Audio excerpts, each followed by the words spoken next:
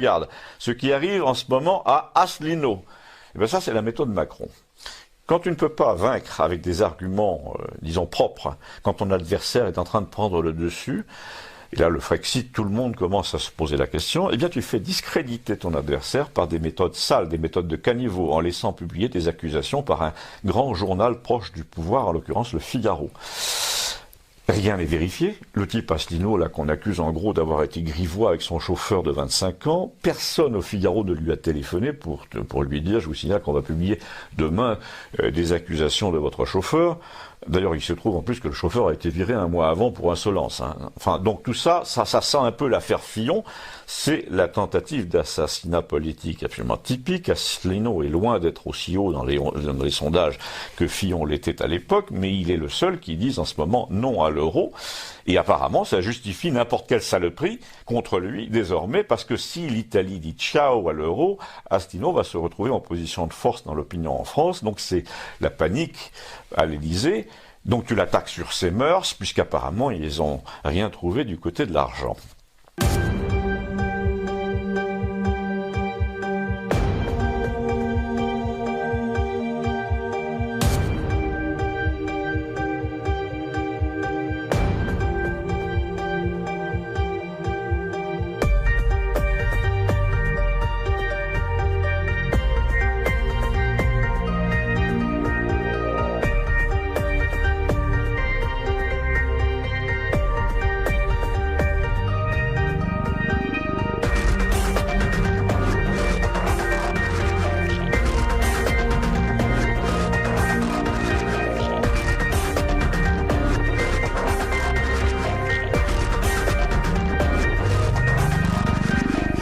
Et là, tu découvres en fait que pratiquement tous les types qui ont accédé à un certain niveau en politique sont bisexuels. Ça veut dire quelque chose, c'est-à-dire qu'ils se font enculer, ils acceptent de se faire enculer, ce qui veut bien dire, dans toutes les acceptions du terme, que ce sont des soumis, que ce ne sont pas des vrais résistants.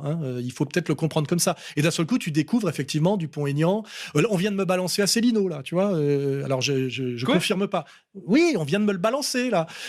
Édouard Philippe, Macron, Édouard Philippe, tous, bisexuel, voilà, ils le sont tous. Donc, on a l'impression que c'est une des cases qu'il faut cocher pour avoir le droit d'accéder au niveau supérieur. Tu vois ce que je veux dire ? J'adore la case qu'il faut cocher, lol. Non, mais... Parce que s'ils mettent en place tout ce qu'ils ont prévu de mettre en place, ça va ruer dans les brancards. Ce qu'il faut espérer, c'est que comme ça va vraiment s'aggraver, qu'il y ait quand même des patriotes qui vont sortir des corps constitués, quoi. Des militaires, des flics, des professeurs d'université qui vont oser, tu vois, qu'à un moment donné, parce que ça les démange déjà, là. Ils sont pas... Tu vois, même le Onfray, là, il essaye un peu. Le Mélenchon, il essaye un peu. Philippot a osé le dire. C'est à une véritable révolution politique qu'on est appelé, je le pense, ensemble. Non pas une simple alternance. Tu vois, tous les Asselineau, les machins, ils vont pas dire après, il faudrait des élections et peut-être penser à de l'alternance, je sais pas quoi, on est sur de la... L'énergie humaine, Alain Soral, qui d'ailleurs fait des siennes actuellement sur Facebook, puisqu'il nous insulte allègrement, avec son langage coprolalique. On a l'habitude de ça, c'est toujours pareil. Moi, hier soir, il était tellement énervé qu'il m'a accusé de saxo-masochisme. C'est une nouvelle perversion sexuelle qui vient d'inventer. Oui, alors moi, Soral, c'est un type que j'ai rencontré. Ben, j'explique tout ça dans la préface, bien sûr, mais j'ai rencontré en 2003, après une émission qu'il avait fait chez Patrick Buisson, avec Goldnadel. J'avais été assez enthousiaste, il faut reconnaître, je l'avais trouvé très bon. Et puis, en le voyant de près, en le côtoyant, j'ai été amené à porter un jugement un peu plus critique sur le personnage. Je me suis aperçu qu'il connaissait par exemple Goldnadel, il avait fait ce fameux débat chez Buisson avec Goldnadel où j'avais trouvé très bon, et puis il me dit qu'il le connaît, qu'il le fréquente, qu'ils vont au bistrot ensemble, ce qu'il vient d'ailleurs de confirmer dans sa dernière vidéo du dimanche à 2 €, ça vaut pas plus, où il dit qu'en 2004 il a organisé à Montparnasse avec Marine Le Pen un dîner avec donc Gilles-William Goldnadel, qui est tout de même l'avocat de la LDJ et donc le représentant du Likoud en France, les sionistes d'extrême droite. Voilà, alors j'ai un peu compris qui était ce bonhomme. Il a voulu que je participe à son aventure. Je ne l'ai jamais réellement fait. J'ai fait quelques opérations avec lui. Je peux quand même révéler quelque chose ici, c'est que je l'ai présenté à Emmanuel Ratier, qui l'a présenté à Châtillon, qui l'a présenté à Jean-Marie Le Pen. Ça s'est passé de la manière suivante. J'avais rencontré donc Soral, on était en discussion, il voulait monter une association, soi-disant robespierriste, révolutionnaire, etc. J'étais déjà ami d'Emmanuel Ratier, mon défunt ami Emmanuel Ratier, hein, et depuis 30 ans. Et je lui ai dit, tiens, je côtoie un type qui est un peu fou, mais bon, peut-être on peut en faire quelque chose. Et puis il m'a répondu par mail, hein. Je possède bien sûr tous ces mails, j'ai toutes les preuves de tout ce que j'avance. Et il m'a répondu, le vieux aime bien les dingues, il est capable d'en faire un député européen, présente-le-moi. Et du coup, il a fait chez lui un dîner avec donc Frédéric Chatillon, Anne Benoît, etc. Et c'est comme ça que notre cher Bonnet s'est retrouvé propulsé au Front National. Alors moi, j'ai essayé de le mettre en garde tout de suite, parce que j'étais passé par le Front, moi je savais ce que c'était, j'y étais allé en 87-88, j'avais claqué la porte. Je savais que le Front National était un parti qui n'avait jamais été antisioniste. Soral, qui se prétendait antisioniste basique, fondamental, rabique, allait avoir des problèmes, parce que Jean-Marie Le Pen lui-même n'a jamais été antisioniste. Il a été asioniste, parfois. Il s'est parfois levé contre l'État d'Israël, enfin il n'a jamais milité contre Israël en particulier. Et même il s'en est fort rapproché, ce que je raconte dans mon livre Jean-Marie Marine et les Juifs. Et Marine elle-même, je la connaissais bien sûr, j'avais fait sa rencontre en 2001, j'avais déjà vu qu'elle fréquentait Zemmour et compagnie à la Trinité-sur-Mer. Je vous ai vu, je vous suis sur Twitter depuis peut-être 3-4 mois, je savais pas que vous étiez sur Twitter, et alors j'ai vu débarquer des torrents d'insultes à propos de l'UPR et Asselineau, mais qu'est-ce qui s'est passé avec Asselineau? Qu'est-ce que c'est que cette histoire? Comment vous vous retrouvez à friter avec Asselineau et l'UPR? C'est pas des insultes. Oui. C'est des constats. Oui. Nuance. Mais qu'est-ce qui s'est passé fondamentalement? Parce que pourquoi d'un coup les gens de l'UPR se mettent à vous traiter de tous les noms parce qu'ils sont pas contents? Parce que c'est ce qui s'est passé sur Twitter. Les gens sont pas contents, les gens de l'UPR. Je les emmerde. Écoutez, ça fait 10 ans que les gens de l'UPR, je suis pas tout seul, hein, tous les journalistes de la place de Paris et même de France, les trolls de l'UPR les ont insultés en disant vous ne parlez jamais de Asselineau, machin, etc. Vous n'invitez jamais Asselineau. Pourquoi vous n'invitez pas Asselineau, etc. Enfin bon, et ça fait 10 ans j'ai 10 ans de harcèlement par les trolls de l'UPR. Hein, ils sont 10 et ils utilisent à peu près une centaine d'identités. D'accord. Voilà. Et donc là, d'un seul coup, le bureau national des cadres dirigeants de l'UPR demande la tête, hein, les oreilles et la queue, comme je dis, d'Asselineau, hein, parce qu'il a mis la main au slip de deux de ses salariés. C'est ça l'histoire. C'est vraiment que ça l'histoire. C'est-à-dire qu'ils veulent plus de Asselineau comme chef de parti pour harcèlement sexuel envers les gens. Ouais, donc c'était drôle, si vous voulez. Ça fait 10 ans qu'ils nous harcèlent, ces imbéciles de trolls. Et le mec tombe pour harcèlement sexuel. Non mais faut le faire. Non, même dans mes rêves les plus fous, j'aurais pas imaginé un truc pareil. Après, est-ce que ça invalide ses propos, le pauvre? Là, c'est vraiment pour mettre dans la gueule des gens qui vous ont fait chier, quoi. C'est vraiment juste pour les trolls de l'UPR. Attends, mais 10 ans d'harcèlement. Attends, j'ai pris 48 heures pour le passer au C'est vrai, c'est pas grand chose. Ça va, hein, ils réagissent mal, c'est vrai que c'est dur. Et là où c'est intéressant, c'est que justement, tous ces crétins de l'UPR, c'est des trolls, hein, que vous avez vus, hein. Au lieu d'insulter les membres de l'UPR, donc les cadres de gens de l'UPR, ils m'insultent moi. C'est génial. C'est magnifique. C'est magnifique. Ça vous montre, ça vous montre quelque chose de très important au niveau psychologique. Oui. Ça vous montre le déni. Le déni. Ils se sont tellement investis. Oui, non, mais peu importe. Ça vous montre que quand ils sont en face d'une réalité, d'une vérité, ils préfèrent la travestir, et même l'inverser, et à ce moment-là, rentrer dans l'inversion accusatoire. Voilà. C'est très intéressant ce qui s'est passé. C'est pas par hasard que j'ai fait ça. Vous voyez, c'est pour bien montrer, si vous voulez, que même quand les gens, on leur dit, mais vous savez, les taux sont négatifs. Ah bon? Mais qu'est-ce que ça veut dire? Ça veut dire que allô? Oui, je vous entends. J'écoute. J'apprécie le moment. J'écoute. Ça veut dire que chaque mois vous perdez de 1%, 2% plus l'inflation. Hein, voilà, ça veut dire que la banque est en train de bouffer vos économies et que la banque elle-même. Ah bon, mais c'est pas possible.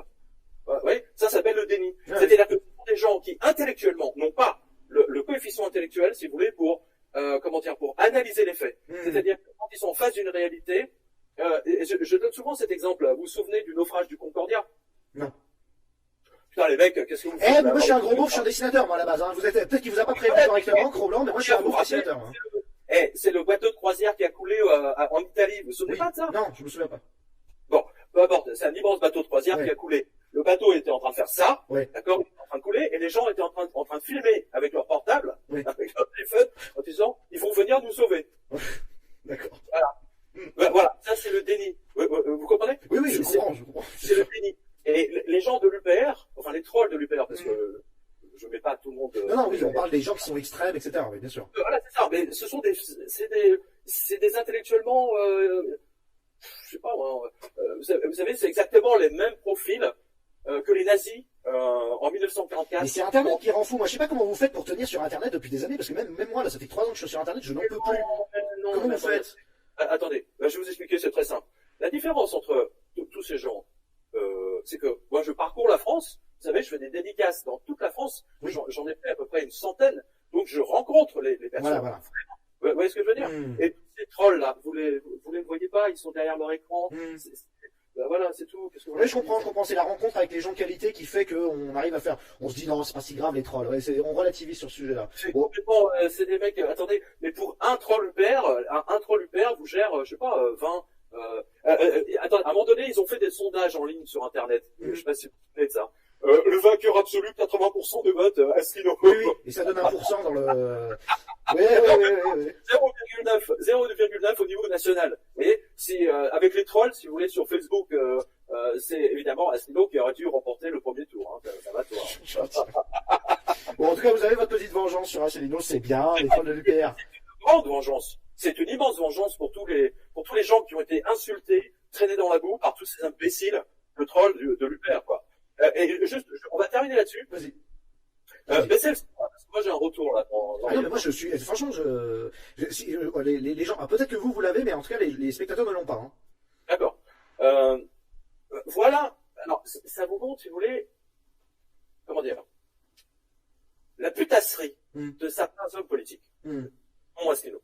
Asselineau a expliqué à tous les journalistes, dont moi, qu'il était le nouveau De Gaulle, qu'il a sauvé la France, d'accord. Qu'il allait, il sera au premier tour, il sera en finale avec Macron. Ça c'était dans les élections. Donc vous voyez, donc c'est un type, si vous voulez, qui se prend pour De Gaulle, qui prend tout le monde pour des imbéciles, et qui, en même temps, si vous voulez, se fait sauter le caisson par tous ces gitons au quartier général de l'UPR. Pardonnez-moi, mais il y a un putain de problème. Parce que De Gaulle, je le vois mal en train de toucher la braguette de ses collaborateurs. Et après, vous voyez, enfin là on parle de Gaulle, mais vous avez une impression qu'en politique française, il y a moyen de rattraper la mise, de trouver quelqu'un, enfin en termes républicains, c'est quoi la solution? Parce qu'il y a plus de profil. Les partis politiques sont morts, c'est fini, c'est terminé. Et alors, l'UPR, qui était le dernier rempart de 0,9%, bah, vous voyez, il est mort aussi, terminé. Ouais, parce que selon, en plus, si on suit vos actualités... Un parti politique qui se bouge. Il y a que la France Insoumise qui sort grâce à Adrien, j'arrive jamais à prononcer, 4 ou 4 sens, à prononcer son nom, qu'on me pardonne. Voilà. Il y a que France Insoumise qui se bouge. Les autres non. C'est fini. C'est encéphalogramme plat. Hein, on va dire ça. Ça vous montre le niveau de bêtise, de crétinerie de ce gouvernement de taré. Hein. C'est pour ça que j'ai appelé si bête, en taré, en débile, en taré. Voilà. C'est à l'africaine. Hein, voilà. N'Golo, hein. Voilà, voilà, elle est à l'image de ce gouvernement d'arrogance, son arrogance à Sibeth Ndiaye, cette espèce d'arrogance africaine de parvenu, vous voyez, ça me rappelle, si vous voulez, un passage d'un livre de Gérard Devilliers, SAS, ça s'appelle, je crois que c'est Cyclone à l'ONU, où il parle l'ambassadeur du Lesotho. Alors, c'est un pays africain, au fin fond de l'Afrique, voilà. Et donc il est ambassadeur extraordinaire, plénipotentiaire à l'ONU. Vous voyez, donc le mec, il en peut plus, quoi. Je suis ambassadeur plénipotentiaire. Le mec, il oublie que son pays, c'est une chière de mouche et que les mecs sont encore au Moyen-Âge, quoi. Mais bon, là, c'est un peu Sibeth Ndiaye, voilà. Pour sauver le maximum de mes comptes, que doit faire un chef d'État? On a un traitement qui ne marche pas, mais qu'il faut administrer au plus vite, et le plus tôt possible. Eh bien, moi, je suis désolé. Je considère en mon âme et conscience tenter le tout pour le tout, à condition que les études soient honnêtes. Un chef d'État doit développer cette hydroxychloroquine, urgence. Voilà ce qui me paraît la solution raisonnable. Et je mets au défi quiconque de me prouver le contraire. De mon sens, développer ce cocktail. Que ceux qui sont contre prennent ici l'engagement, s'ils sont testés positifs, de refuser ce traitement et d'attendre 6 semaines. Sont-ils capables de le faire? Challenge accepted. Excusez-moi encore une fois pour la mauvaise qualité et qui défie l'entendement de désorganisation et responsabilité des chefs d'État. Restez con le maximum possible et vive la France. Voilà, donc je vais même pas me fatiguer à répondre à ces conneries. La question, c'est pas de savoir s'il y a un intérêt ou un complot pour promouvoir le lopinavir plutôt que la chloroquine pour des histoires de thunes. C'est simplement de savoir si l'un, l'autre, les deux ou aucun de ces traitements a démontré la moindre efficacité qui justifierait qu'on y recourt comme traitement. Et la réponse est non pour les deux, indépendamment des intérêts en jeu, indépendamment du prix et indépendamment de quoi que ce soit d'autre que les données dont on dispose. On n'autorise ni l'un ni l'autre en l'absence d'études suffisamment fiables pour savoir ce qu'on fait. Et c'est précisément l'euphorie irresponsable générée par les fausses promesses de Raoult sur la chloroquine qui ont permis au départ à la chloroquine d'obtenir une dérogation. Puis la brèche étant ouverte, le lopinavir s'y est facilement engouffré. C'est cette dérogation qui a ouvert la boîte de Pandore. Et là où Macron, au sommet de son incompétence, a dansé les claquettes sur la chloroquine en l'interdisant, puis en l'autorisant juste un peu et en y ajoutant le lopinavir, Asselineau, lui, est carrément en train de nous affirmer qu'il aurait tout simplement foncé tête baissée comme un con dans une solution dangereuse, injustifiée et irresponsable, et ce, en parfaite connaissance de cause.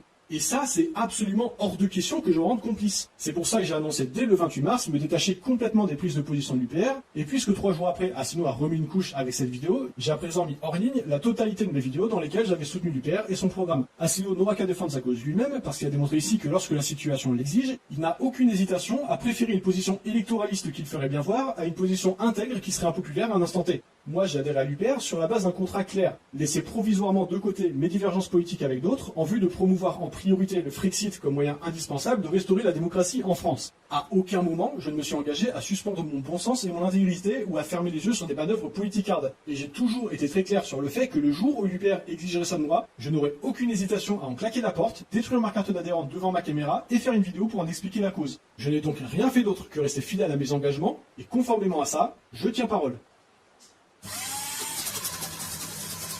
Bonjour à toutes et à tous et bienvenue sur Motorsport Gigantoraptor pour une vidéo très spéciale en collaboration avec mon ami Penseur Sauvage. Aujourd'hui nous allons parler du racisme, du racialisme, mais aussi de la notion de race en biologie et de certains arguments racialistes. Alors pourquoi est-ce que je vous parle de ça exactement? Vous savez sûrement, si vous me suivez sur les réseaux sociaux, je pense surtout à Twitter, que j'accorde beaucoup d'importance au dialogue et au débunkage. J'aime bien pousser le dialogue jusqu'à ses extrêmes limites. Ça me permet d'en savoir plus sur la nature humaine, d'apprendre des choses, voire de me remettre en question. Et donc, il y a quelques mois sur Facebook, je vois une publication qui vante les mérites de l'idéologie raciste. Et là, je me dis que je n'ai jamais vraiment pris le temps de discuter avec quelqu'un qui se revendiquait de cette idéologie, quand bien même on en parle assez souvent. Alors, j'ai commencé à contacter des racistes et à discuter avec eux. J'ai été surpris par cette rapidité à dégainer les insultes, alors que j'étais d'une courtoisie irréprochable, afin d'éviter de les offenser dès le début du débat. À peine j'ose dire que l'identité française ne se définit pas par la couleur de peau, que je reçois les réponses suivantes. Attention, c'est un peu violent. Les gauchistes comme toi sont le cancer de la planète. Va te pendre. Et oui, et va épouser une noire tant que tu y es, gros puceau à lunettes, c'est le microscope qui l'a dit, vu que les races n'existent pas.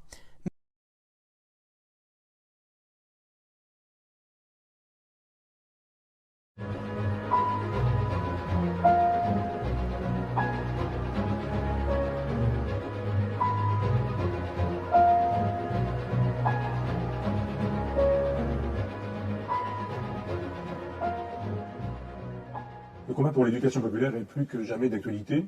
Pas besoin de donner des détails. Et mes amis et moi avons envie de continuer le combat sous la forme d'une revue. Il s'agit de réunir les souverainistes des deux bords. Il y a effectivement une ligne de fracture entre ceux qui défendent l'État maastrichtien, de droite et de gauche, ce sont les libéraux, et ceux qui défendent un retour de la politique française et qui sont des souverainistes de droite et de gauche. Nous allons créer une revue qui va nous permettre de réunir les souverainistes des deux bords pour que nous puissions penser les grandes questions, que ce soit la question de l'État profond, de l'illibéralisme, comme on dit. Y a-t-il des choses à faire? Que peut-on proposer? La question de la monnaie, de l'euro, etc. Nous voudrions penser les grandes questions de notre époque et nous sommes une équipe et nous repartons dans l'aventure d'une éducation populaire avec un support qui est différent et qui est nouveau. Et là, je vais te laisser nous en parler puisqu'il s'agit d'une revue. Cette revue, elle s'appellera Front Populaire, elle est trimestrielle et nous comptons sur vous pour vous préinscrire, pour nous accompagner et nous soutenir dans cette nouvelle aventure que nous souhaitons la plus ambitieuse possible. Alors venez, rejoignez-nous. Front Populaire vous donnera des informations sur l'avancée des travaux, tout simplement, car avec Michel, nous allons vous tenir au courant de tout ce qui va se passer et des contributeurs qui vont participer à cette nouvelle aventure éditoriale.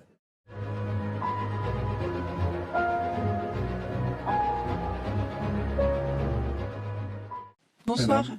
Moi, c'était juste une petite réflexion parce que j'ai été surprise de vous entendre. En fait, je ne crois pas vivre dans le même monde que vous. Moi aussi, je suis dans la planète Résistance aux livres, je suis bibliothécaire, et je ne reconnais pas du tout les jeunes dont vous parlez. Moi, je prête Les Misérables couramment à des jeunes qui aiment le lire, qui le comprennent, qui ne sont pas des abrutis, qui n'ont pas 10 secondes de concentration. Je raconte des histoires tous les jours à des petits-enfants de 6 mois à 5 ans et qui comprennent absolument tout ce qu'on leur raconte et qui n'ont pas 3 secondes de concentration. Je pense que c'est bien que l'université populaire soit nomade pour qu'il y ait des rencontres et que ça soit peut-être pas que des gens comme nous, mais vraiment enfin, je sais pas, je comprends pas ce que vous me racontez là. Pas du tout, hein. C'est d'une noirceur, je ne sais pas où on est là. Alors il y a des choses à faire. Moi je lutte pour que chaque jour je donne l'envie de découvrir, de connaître, d'accéder aux connaissances. Mais ne dites pas que ça y est, tout est fini, que plus personne ne lit, plus personne n'écrit. Je vois des gamins cachés dans la bibliothèque écrire comme des malades, comme ça a toujours dû exister, ni plus ni moins. Alors oui, bien sûr qu'il y a les médias, mais les médias, faut pas les écouter aussi. Les médias, enfin, ce que je comprends pas, parce que moi j'ai fermé ma télé depuis longtemps, je lis certaines presses, je vous entends raconter des caricatures plutôt de presse, justement, dire qu'un enfant ne sait plus tenir son crayon, enfin, peut-être que ça arrive, mais enfin, moi je reçois des classes tous les jours, ils savent tenir leur crayon, je vous rassure, hein. Alors madame, est-ce que vous savez qu'en dehors de votre bibliothèque, le monde existe? Vous avez souvent utilisé à l'oral comme à l'écrit l'expression empire maastrichtien. À votre place, il y a quelques semaines, M. Régis Debray nous parlait du processus de vassalisation de la France, mais des autres pays d'Europe, par les États-Unis. Votre parole, M. Onfray, est capable de percer les murs de l'omerta médiatique. Pourquoi est-ce que vous ne mentionnez jamais l'existence du seul mouvement français, du seul mouvement politique français, du seul homme politique français qui défend un véritable mouvement de libération nationale? Il faut me dire lequel. Monsieur Asselineau. Ah, voilà. Il y a toujours dans une conférence un défenseur de Monsieur Asselineau. Et c'est bien d'ailleurs, je ne sais pas comment il fonctionne, mais je veux dire, il a du monde partout, il y a très peu d'électeurs, mais il y a toujours quelqu'un qui me dit, mais alors Asselineau, vous n'en parlez pas, etc. Alors j'en ai beaucoup mal parlé, parce que je ne savais pas ce qu'il disait véritablement, j'avais des bouts, des fragments, des choses comme ça, etc. Il se fait que, grâce à des personnes comme vous, qui à chaque fois me rappelaient que je ne parlais pas de Monsieur Asselineau, un jour je me suis dit, je vais voir ce que dit ce monsieur. Et c'est très bien. Et moi j'aime beaucoup ce qu'il dit, et de fait je me suis dit, voilà quelqu'un qui, parce qu'il dit des choses justes, dans tout ce que j'ai entendu de lui, je n'ai pas trouvé de choses à redire, vraiment.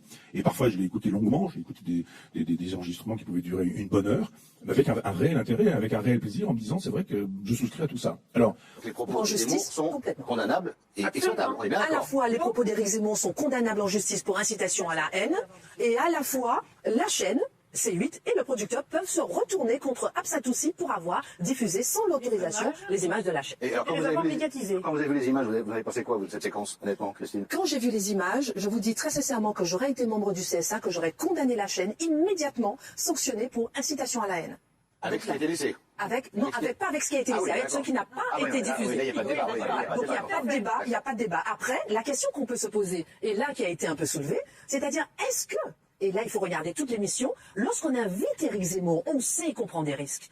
Est-ce que là, il y a eu un répondant? Est-ce que là, l'animateur, comme sur tous les plateaux il est passé aujourd'hui, est-ce que l'animateur est le pendant? Est-ce que l'animateur va contre, dans l'opposition? On ne peut pas laisser Éric Zemmour tout dire. On sait que c'est un polémiste et le CSA va regarder tout ce qui est diffusé surtout sur toutes les chaînes en ce moment pour voir est-ce que l'animateur ou le journaliste qui le reçoit fait son travail. Christine, je vais juste vous donner une phrase. D'accord, c'est Zemmour qui parle dans la phrase qui a été coupée. Mademoiselle, c'est votre prénom qui est une insulte à la France.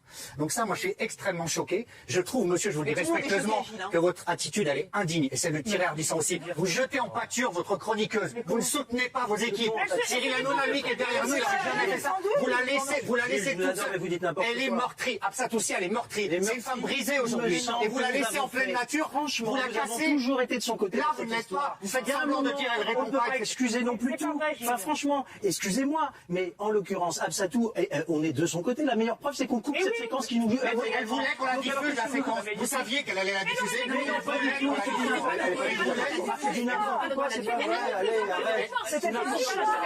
Vous la laissez en pleine nature, monsieur. Je lui ai envoyé, tiens, tu veux savoir... Vous cédez à la haine, c'est trop facile. Trois messages aujourd'hui en lui demandant tu viens bien jeudi. Mais pour que vous la fracassiez en donnant le montant de ses impôts, elle va pas vous répondre.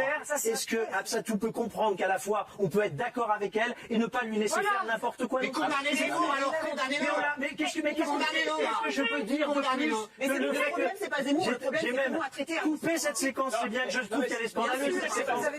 C'est pas la peine de faire le numéro pesqué. C'est pas le numéro, je dis ce que j'en épaule, parce que je n'ai rien à me reprocher et j'ai fait mon travail de producteur. Et toi, tu fais juste, là, des cascades pour faire du buzz. Tu sais très bien que nous avons fait notre travail. Alors, c'est sérieux. Stéphane, ça va au-delà de la séquence. En parallèle, Éric Zemmour, sur LCI, a tenté de se dédouaner et de minimiser les propos qu'il a tenus sur le plateau des Terriens du samedi. Simplement. Ce qui a provoqué la colère d'Absatou et la diffusion pour essayer... J'en suis comptable, moi, de ça. Tu vois ce que je veux dire? Je ne suis pas comptable des propos d'Éric Zemmour, sauf s'il les tient dans mon émission. S'il les tient dans d'autres émissions, je ne peux rien faire. En revanche, moi, ce que je peux te dire, c'est qu'Absatou, je n'ai cessé de lui dire, tu es la bienvenue dans l'émission, et qu'il y a un moment, si elle ne veut plus venir dans l'émission, c'est un cas de conscience pour elle. C'est vous qui voulez la virer. C'est moi qui voulais la virer. Je te le dis, elle est la bienvenue. Maintenant, je pense sincèrement que dans l'intérêt de tout le monde, je pense qu'il faut que les esprits prennent un tout petit peu le temps de se reparler, de discuter et de préparer l'émission. On oublie quand même quelque chose d'essentiel. L'émission, elle est après-demain et on n'a pas commencé à bosser. On oublie quand même quelque chose d'essentiel dans ce débat, quand même, c'est l'état physique et l'état mental d'Absatou aussi. J'ai eu son clan qui m'a raconté qu'elle était dévastée, en fait. Et là, je pense que même quand on débat comme ça, on oublie que c'est une femme meurtrie.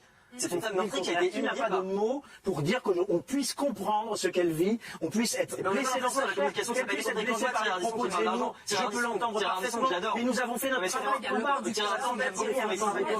travail. C'est pas possible, on peut pas parler de son argent comme ça. T'as le droit de dire que tu as aidé quelqu'un, la formule est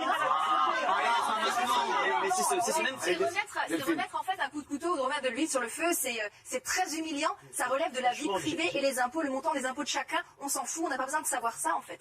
Dire qu'on n'est pas du côté d'Absatou aussi, c'est très humiliant aussi. Mais c'est la tièdeur, je comprends que ça puisse commencer à taper sur le système de Thierry, comme ça me tape sur le système de venir me défendre, alors que je fais mon travail, et vous avez quelqu'un du CSA, enfin ex-CSA, pardon, Christine, qui vous explique que nous avons fait notre travail, et je me fais engueuler. Enfin, vous n'êtes pas sérieux. Ou alors vous ne connaissez pas la télévision, vous en parlez toute la journée. Vous la connaissez pas. Vous avez 23 ans, dans pas longtemps, vous êtes en 2e année d'une école de sage-femme, vous habitez Montreuil, mais surtout, vous êtes le nouveau visage de l'extrême droite française. Préservons notre identité, choisissez votre banlieue. À l'époque, vous étiez au FN, vous n'étiez pas très Jean-Marie Le Pen à cause de vos origines juives? C'est vrai que les propos que Jean-Marie Le Pen a pu tenir sur les chambres à gaz, je ne les partageais pas du tout. Et moi, quand j'ai rejoint le Front National, c'était sous Marine Le Pen. Donc je ne considère pas que je dois me justifier sur le Front National sous Jean-Marie Le Pen. Pour moi, c'est pas un problème. Ouais. Vous êtes Marine, et après la débâcle de Marine à la présidentielle, après ce fameux débat raté, vous décidez de rejoindre Florian Philippot et les Patriotes. C'est surtout parce que le Front National a changé ses positions sur la question européenne. C'est que moi, je suis pour une sortie de l'Union européenne, de l'Europe de Maastricht. Elle est supranationale, elle est fédérale, ça ne me convient pas. Moi, je suis plus pour une Europe des nations. Et c'est ce que Florian défend quand il parle de coopération entre les nations. Et pour arriver à ce genre de coopération, il faut passer par le Frexit. Il faut sortir des traités européens parce qu'il est impossible de les négocier de l'intérieur. Et Marine Le Pen, quand elle refuse de parler du Frexit, quand elle dit qu'on va changer les traités européens de l'intérieur, elle parle comme finalement l'UMP et le PS l'ont fait avant. Alors, il y a eu le couscous gate. La boulette. Ah, ça, c'est sûr que ça a été la boulette. Tout est parti d'un tweet, en fait. Vous êtes avec Florent Philippot en train de manger du couscous et dire que ce restaurant à Strasbourg est le meilleur. Effectivement, ça a été terrible. Ça a suscité la haine de la fachosphère. Et Philippot s'est rebellé contre tant de stupidité, en fait. Oui, c'est vrai que les réactions qu'il y a eu suite à ce tweet ont été assez impressionnantes. C'est qu'à entendre les gens, il fallait, on est à Strasbourg, donc il faut manger de la choucroute toute la journée, alors que bon, tout le monde mange différents plats. Le couscous, c'est un plat comme un autre, c'est un des plats préférés des Français. Et enfin, c'est vrai, tout le monde aime le couscous en vrai, bien sûr.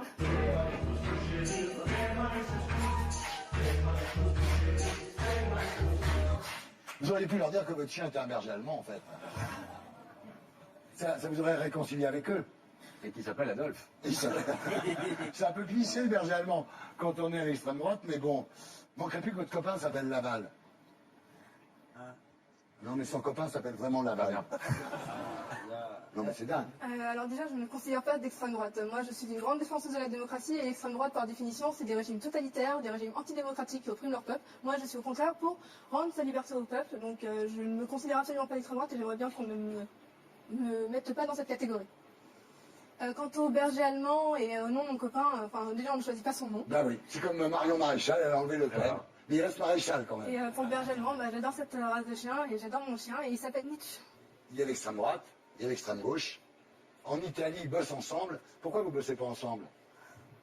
Mais parce que, cher Thierry, le mouvement 5 étoiles, par exemple, c'est pas comparable à ce que est la France insoumise, par exemple. Parce que nous, on représente un courant républicain, écologique, humaniste, qui croit profondément à la déclaration des droits de l'homme, que les hommes naissent, demeurent libres et égaux en droit, qui ne passe pas son temps à diviser le peuple français, etc. Ce qu'on représente. Voilà, nous, après, on aime ou on n'aime pas, mais c'est ça. Comparer ça à Marine Le Pen, je mets de côté Philippot, parce que je veux pas manquer de respect à un autre invité. Bon, enfin, Philippot, c'est le maigret de Jean-Marie Le Pen, c'est fini. Bon. C'est vrai que pour l'instant, on a des scores modestes, mais on n'a que 6 mois d'existence. On n'a pas encore fait de réelles élections. De quelqu'un que je viens de voir là sur Twitter, qui nous dit « Marion, nos espoirs reposent sur vous à l'avenir. Il faudra que vous preniez vos responsabilités le moment venu. » C'est un retour en politique que vous envisagez ou pas? Moi, écoutez, j'ai toujours été très claire là-dessus. J'interviens aujourd'hui, vous l'avez dit, en tant que directrice d'une école de sciences politiques qui pose la question de la formation des élites et donc forcément de leurs compétences et des solutions d'avenir, hein, puisqu'on va même développer un centre de recherche et d'analyse. Donc, c'est à ce titre que j'interviens aujourd'hui. Bon, je pense que ce commentateur n'est pas dupe et vous non plus. Moi, je suis passionnée par la chose politique. Je suis surtout passionnée par mon pays. Donc, évidemment, quand il traverse une crise telle que celle-ci, ça ne me laisse pas indifférente. Et une fois de plus, je n'ai pas d'ambition politique à court terme, moyen terme, mais je le répète, je ne renoncerai pas, je pense, définitivement à la politique, mais vous dire quand, comment, aujourd'hui, c'est pas à l'ordre du jour. Mais merci à cet auditeur pour la confiance qu'il me témoigne, en tout cas. Mais si des circonstances exceptionnelles venaient à se produire, on y est, hein, dans ce cas-là. Est-ce que vous pourriez revenir sur cette décision donc d'avoir quitté donc la politique et d'être peut-être candidate à une future échéance, notamment présidentielle, hein. Beaucoup de personnes font des espoirs en vous, donc votre parole est attendue là-dessus. J'ai l'impression que vous me présentez un peu comme le père de la nation qui va être appelé en cas de crise. Voilà, je dis, moi, je suis pas le général de Gaulle non plus. J'attends pas à ce qu'on m'appelle en dernier, pas du tout. Et puis là, c'est impossible de répondre à votre question parce que en accumulant les si, tout est évidemment envisageable. Moi, ce que je crois en revanche sur la question, l'environnement politique, c'est qu'aujourd'hui, rien n'est écrit. Je parle pas pour moi, mais ce dont je suis convaincue, c'est que cette crise va rebattre les cartes. Elle va accélérer le processus de recomposition. Dans quel sens exactement, je ne saurais pas vous le dire. Ce qui est sûr, c'est qu'on n'est pas à l'abri de voir maintenant des nouvelles têtes. Voilà, exactement, des mouvements sociaux aussi qui mettent des pressions suffisantes peut-être pour que des gouvernements parfois ne puissent pas se représenter, on ne sait pas. Des acteurs qui émergent de manière assez spectaculaire, puisque maintenant c'est vrai qu'à l'heure du numérique, on peut se faire une notoriété assez rapidement.